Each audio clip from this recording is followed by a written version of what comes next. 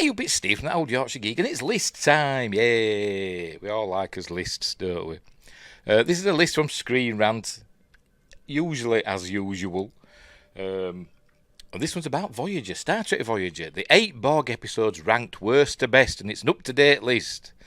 Only came out yesterday, so unless you're watching this 8 years from now, and it came out 8 years ago, but whatever.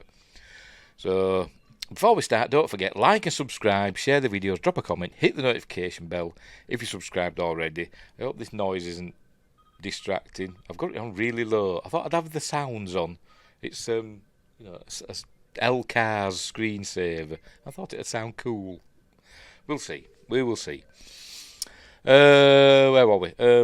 Drop a comment and all that stuff. Throw money at me in the form of super thanks and become a member and buy me merch on the merch store and what else? Join me Patreon and all that stuff because StreamYards is putting its prices up, unfortunately. So it's going to cost me even more to do things. Right, so let's have a look at this list, shall we? Let's get on with it. So here we go. As I said, this is from Screen Rant. Who did this? Jen Watson. I don't think I've come across Jen Watson before. Anyway, Star Trek Voyager's 8 Borg episodes. Is there only 8? It seems like there's more, doesn't it? Anyway, ranked worst to best. Right, so there we go. And there's 7 of 9. There's the Borg Queen from Endgame and First Contact. And there's Captain Janeway. Right, off we go. Star Trek Voyager's Borg episodes are a mixed lot, with some being considered some of Star Trek Voyager's best episodes, Scorpion, and others missing the mark. Unity, perchance? I don't know. After getting lost in the Delta Quadrant, it was only a matter of time before Captain Catherine Janeway, Kate Mulgrew, and the USS Voyager crew encountered the Borg in Star Trek Voyager. I don't know really what's the bloody word now? An absolute that they're going to encounter, going to enter Borg space. Because the Delta Quadrant's quite big. There was a chance that they could, skirt Borg space, wasn't there? But anyway, they didn't, so that's by the by. The Borg had originated in the Delta Quadrant, so Voyager would need to cross through Borg space in order to make their way back home to the Alpha Quadrant. As I said, not necessarily. Anyway. After Star Trek Voyager Season 4, Captain Janeway ran into the Borg on a semi-regular basis. Although Star Trek Voyager is often blamed for defanging the Borg as a credible Star Trek villain, I don't think they did, to be honest, because I think they were still threatening, even to the end. Even in Endgame, when we seemed to ultimately defeat them. But anyway, that's just me. Voyager's best Borg episodes offer more insight as to what makes the Borg tick. New information about the previously inscrutable Borg usually comes courtesy of the USS Voyager's resident ex-Borg, 7 of 9, Jerry Ryan. Seven's personal journey to individuality plays a big role in defining who and what Star Trek Voyager's Borg are, nearly as much as Captain Janeway's tenuous deal with the Borg Queen, Susanna Thompson and Alice Krieg. Better Borg episodes reveal Janeway and Seven as characters through dynamic storytelling. Lesser ones contribute to the Borg's reputation as weaker. Right, off we go. So I'm presuming we're starting with the worst ranked one, according to Jen Watson. So Unimatrix Zero, parts 1 and 2. I think they had a couple of 2-parter Borg episodes, didn't they? Well, maybe 3. We'll see. So here we go. This is Unimatrix Zero, where when the Borg are in their alcoves regenerating, they kind of go off, their minds go off into what's called Unimatrix Zero, where they can appear, as they were before they were Borg. And somehow they were hiding, it was a secret place that the Borg Queen didn't know about. So there we see Annika Hansen as she appears, without her Borgified stuff, and there's a Klingon. And there's another human. She was, I can't remember her name, but she was assimilated at Wolf 359. There's pictures. There's Susanna Thompson as the Borg Queen. They fell in love.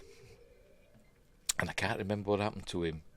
I know they fell in love, but even though they met in Unimatrix Zero physically, they were I think the opposite ends of the Delta Quadrant, so they never actually met physically.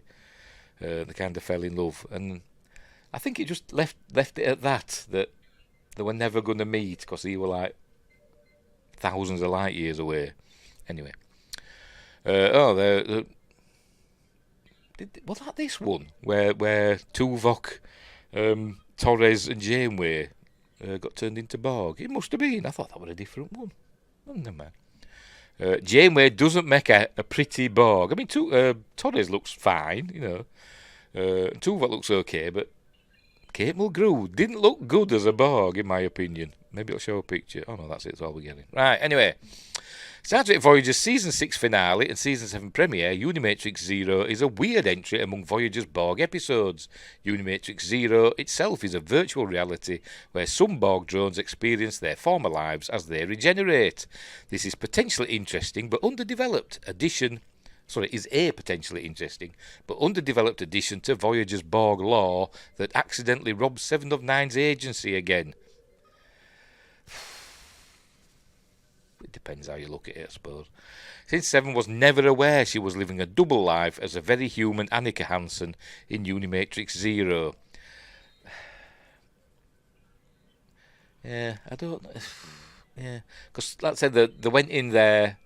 It was like a glitch in the Borg Matrix, where they ended up in Unimatrix Zero, and when they went back to being Borg again, they didn't remember it. It was only when they were regenerating that this went on. Anywho, besides putting Seven in an awkward position, Unimatrix Zero mischaracterises Captain Janeway, ignoring the priority of keeping Voyager's crew safe. Using Unimatrix Zero to covertly attack the Borg Queen, as Janeway plans, risks the lives of innocents, the people who have used Unimatrix Zero as a refuge from their waking lives and drones, and Voyager crew members who must be assimilated. I don't know, I wouldn't say that, because getting rid of the Borg is a kind of a big priority, isn't it? If you wanted to get through the Delta Quadrant, you don't want the Borg on your tail all the time, do you? Even though they did kind of deal with them quite regularly. And I suppose that could be argued why it said they defanged the Borg. But anyway, so there we go. So that's Unimatrix Zero. Not my favourite, to be completely honest. Not my favourite. But it were fine. Right, number 7, Collective. I didn't like this one either. Is it this one? We'll see. Voyager Season 6, Episode 16. Right, Star Trek Voyager, Season 6, Episode 16. Collective introduces a small collective. Yes, it is this one. I didn't like this one. Although it did introduce Icheb and the others. A small collective of young Borg children on a not-so-abandoned Borg cube that they've been calling home since their separation from the greater Borg collective. 7 of 9 sees herself reflected in these kids, so she wants to take personal responsibility for their growth and development. Whatever happened to Borg babies? Remember in Q Who, when he sent the Enterprise to System... I forgot what System J25, something like that, wasn't it? And they found a Borg babies. Were they born Borg, or were they babies that had been assimilated? It never really made it clear, did it? I don't think it did. I'm sure I'll be told otherwise. Anyway, the Borg kids have to be convinced to leave their cube. Captain Janeway has to be convinced to take the children on, and the audience has to be convinced to like the Borg kids. Yeah, which we didn't. I didn't really like them. Each were fine, but the others, not bothered. Note, Star Trek Picard Season 1, Episode 5, Stardust City Rag, shows a series of flashbacks with 7 of 9's parental relationship continuing into Icheb's adulthood. Is that where the one there, he got killed, is it to murder him? That doesn't make sense, does it? He got his eye ripped out and he was in excruciating pain. These baddies had got him, and 7 found him and she killed him to put him out of his misery. God, I hate Picard. Season 3 were okay, but Season 1 and 2 were bloody awful. After attending Starfleet Academy, Icheb's life was unfortunately cut short when scavengers opted to take highly sought-after Borg parts from Icheb as a living specimen. Most of the Borg children are somewhat forgettable and blended to the background as Naomi Wildman's, Scarlett Pommer's, new friends, but Icheb, Manu Intiremu, probably mispronouncing that, stands out among the group of Voyager's Borg kids as a smart but conflicted young man trying to find his place. As 7 of 9's Star Trek protege and surrogate son, Icheb eventually becomes a recurring Star Trek Voyager character, and they could have done so much with him, but bloody Picard killed him off. Star Trek Picard seasons 1 and 2 are not canon in my head canon. So Icheb, or Icheb, I always pronounced it Icheb, I did. I'm sure I heard it pronounced that way once before. But Icheb is not dead. Because seasons 1 and 2 didn't happen. And Picard didn't die. Here we go, number 6, Unity. Season 3, episode 17. I want a big fan of this one, to be completely honest. There we go. We've seen Chakotay and whoever she is, I can't remember. She appears human, but then we learn all is not what it seems with these people on this human colony, or colony of mostly humans, or some humans. Anywho, before Captain Janeway and Commander Chakotay, Robert Beltran, properly encounter the Borg Collective, Star Trek Voyager Season 3, Episode 17, Unity, teases that the Borg are definitely on the USS Voyager's horizon. Chakotay is rescued by a Borg cooperative of former drones who originated in the Alpha Quadrant before their links to the collective were severed. The cooperative represents a way that the Borg hive mind could potentially benefit the individuals within it. But it's not all rosy, since Chakotay is still assimilated into the cooperative against his will. But it's not, malevolently or maliciously done. It's done kind of to save his life. They do this thing because he's injured, and they do this thing that it helps him heal and all that. Anyway, while Star Trek Voyager isn't known, and they do disconnect him, when he moans about it. While Star Trek Voyager isn't known for being particularly linear, the Borg cooperative in Unity effectively lays the groundwork for 7 of 9's eventual liberation from the collective in Star Trek Voyager Season 4. Unity is also one of Chakotay's better Star Trek Voyager episodes, giving Chakotay believable motives and a proper Star Trek moral conflict to ponder. I'd agree with that, because a lot of Chakotay's episodes aren't the best, are they? But this one were okay for him. I didn't mind this one. I think my favourite Chakotay episode is that one where he's with that young Kazon. I forgot the name of the episode. I do like that one, but that's early on. That might even be season 1 or maybe season 2. I can't remember. But anyway. Right, number 5, Drone. I did like this one. I liked this episode, and it was sad, because this were a likeable character that ended up in it. Season 5, episode 2. In Star Trek Voyager Season 5, Episode 2, Drone, the transporter accidentally fuses 7 of 9's Borg nanoprobes with the Doctor's, Robert Picardo, as 29th century mobile emitter.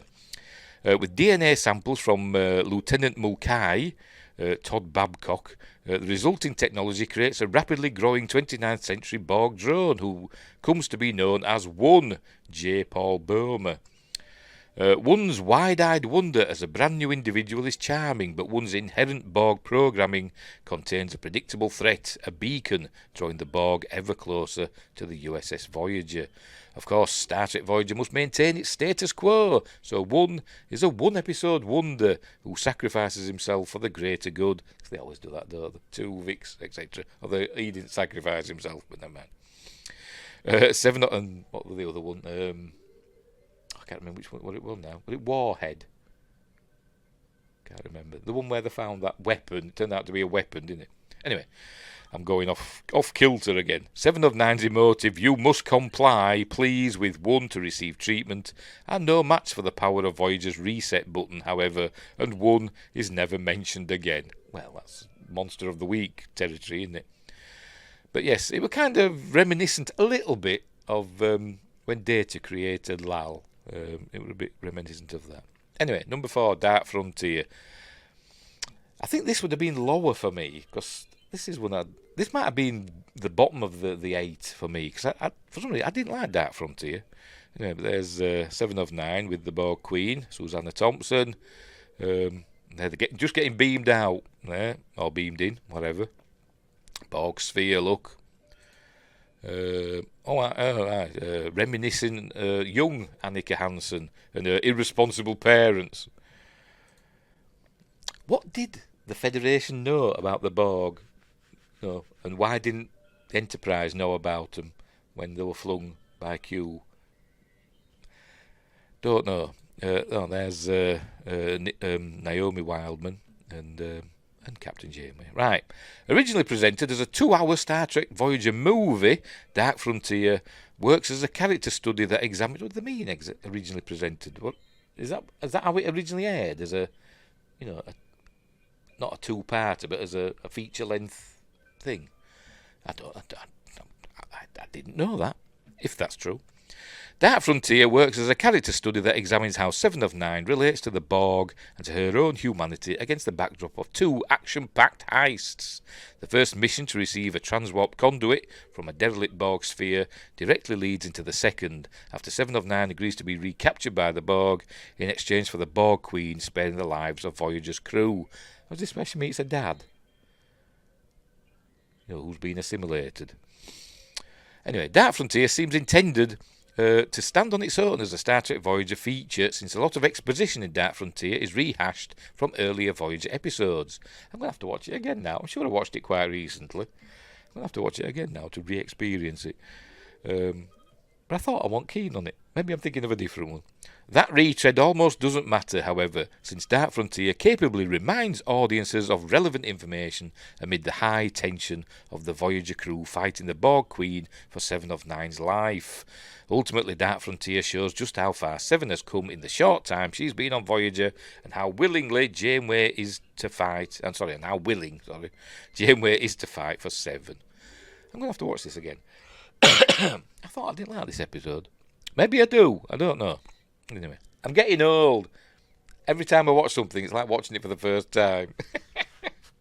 It is. It's kind of scary sometimes. Number 3, The Raven. I didn't like this one. I definitely didn't like this one. This is early on in Seven's Voyager run. Look, Janeway's still got long hair. I wish she'd kept that hair. I loved it. I loved the long hair. When she had it down and all that. I loved it when she had the long hair. Anywho, not long into Seven of Nine's tenure in Star Trek Voyager, this was Season 4, Episode 6. Seven follows a Borg homing beacon to the SS Raven, the starship that Seven of Nine's human family, the Hansons, her irresponsible family, commanded on their quest to learn more about the Borg. Over the course of the Raven, Seven's history unfolds through flashbacks and dreams that are rife with poignant symbolism, connecting Seven of Nine's present on Voyager to Seven's past as Annika Hansen. The Raven is a quieter Star Trek Voyager mystery that pulls Seven of Nine in 2 directions, with the Borg homing beacon quite literally calling Seven back to the only home she ever truly knew, because she's got irresponsible parents, and Voyager representing Seven of Nine's rebirth. Just a few episodes earlier, Seven of Nine would have jumped at the chance to return to the collective.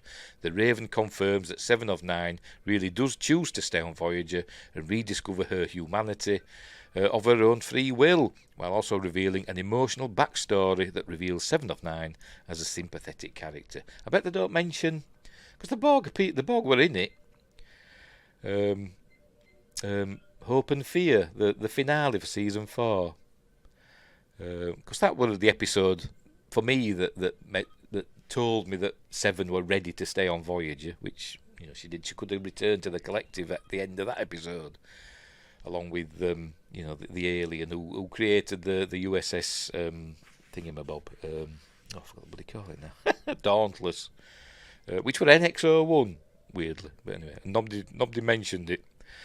Nobody said, how could it be NX-01? We've already had an Enterprise NX-01. Obviously, they hadn't. Enterprise wasn't thought of then. Anywho, number 2, Endgame. So number 1's got to be Scorpion, hasn't it? It's my favourite Voyager episode. But we'll see. Whoa, it's got to be, though. Endgame, Star Trek Voyager, Season 7, Episodes 25 and 26. It's the conclusion of Star Trek Voyager. And they even got Alice Krieg back as the Borg Queen. There's Admiral Janeway from the future. She doesn't look much like Admiral Janeway from Prodigy, does she? But anyway. Star Trek Voyager's series finale features an epic showdown between Admiral Catherine Janeway from the future and the Borg Queen, Alice Krieg. Admiral Janeway has been ruminating on how to defeat the Borg ever since her USS Voyager returned home after more than 2 decades in the Delta Quadrant. She was fed up because people had died, and she wanted to find a way to get them home quicker so that those people wouldn't die. Anyway. Equipped with knowledge and anti-Borg armaments that were developed in the intervening years, Admiral Janeway travels back in time, knowing this one-way trip to the past will help a younger Captain Janeway avoid certain tragedies. It's weird that the time variance authority, I know they're not called that, what they call them, temporal department, whatever they call them, temporal police, time police, didn't intervene in it in this episode. Were they busy? Did they just not notice? Or did they allow it to happen? They must have done. The USS Relativity should have appeared on the screen, shouldn't it? But anyway, Admiral Janeway takes the Borg down with her, so Captain Janeway can use the Borg transwarp conduit hub to get back to the Alpha Quadrant before Captain Janeway destroys the hub. Thanks to Admiral Janeway's sacrifice, present-day Captain Janeway and the USS Voyager crew experience a new, refreshingly Borg-like timeline with far fewer casualties on a much shorter trip back home. Yes, they got home after 7 seasons rather than after 25 seasons or whatever it was. I did like Endgame. I thought it was a good conclusion. A bit abrupt, though. A bit, it just ended. Showed them getting back home, all the Starfleet ships were there, and they were home, and that was it. The end. Didn't give us any time to see them, their eyes filling up with tears and stuff. We're home, and all that. No, it just ended. Number 1, Scorpion, parts 1 and 2. Yeah, it's my favourite. Voyager Season 3, Episode 26, and Season 4, Episode 1. And there's where we meet 7 of 9 in Season 4, Episode 1. Scorpion, Part 2. This is towards the end of Season 3, where she makes the deal with the Borg. There's 7 again. This is where they go aboard the Borg cube that's been destroyed. There were 15 Borg cubes that were destroyed. We were introduced to species 8472. Is that right? We'll see. I'm not good with numbers. They're arguing about what they should do. She's thinking they should make a deal with the Borg, and he's saying, no, we shouldn't. And then he tells her the story about the scorpion. A fox and a scorpion want to cross a river, and the fox says, the scorpion asks the fox if it can ride on its back across the river, and the fox says, no, because you'd sting me and we'd both die. He says, why would I do that? Because we'd both die. And says, okay, hop on. So they go across the river, but the scorpion stings the fox, and as they die, the fox turns to the scorpion, says, why did you do that? Now we're both going to die. And the scorpion says, I couldn't help it. It was my nature. And that's what he's saying about the Borg. The Borg, just exists solely to assimilate and destroy. So there we go. Anyway, the USS Voyager's introduction to Borg space remains the best of Star Trek Voyager's Borg episodes. Yes, it does. Captain Janeway willingly goes into the metaphorical belly of the beast and fearlessly... The only bits I don't like is the ones with Leonardo da Vinci. Could have done without them. But anyway, as much as I love John Rhys-Davies... But anyway... Captain Janeway willingly goes into the metaphorical belly of the beast and fearlessly confronts the Borg as an equal, in stark contrast to the fear and vengeance that Captain Jean-Luc Picard, Patrick Stewart, held onto after his own assimilation into Locutus. Of course, Captain Janeway's a girl boss, but she's a good girl boss. A believable girl boss. Janeway's thesis statement for the remainder of Star Trek Voyager's Borg episodes is neatly encapsulated in the deal Janeway makes with the Borg. Captain Janeway will see her people home safely, no matter what else is at stake. Yeah, that's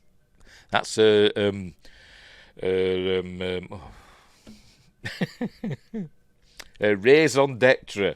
That's what I'm thinking of. The introduction and subsequent liberation of 7 of 9 in Scorpion Part 2 is another testament to Captain Janeway's tenacity.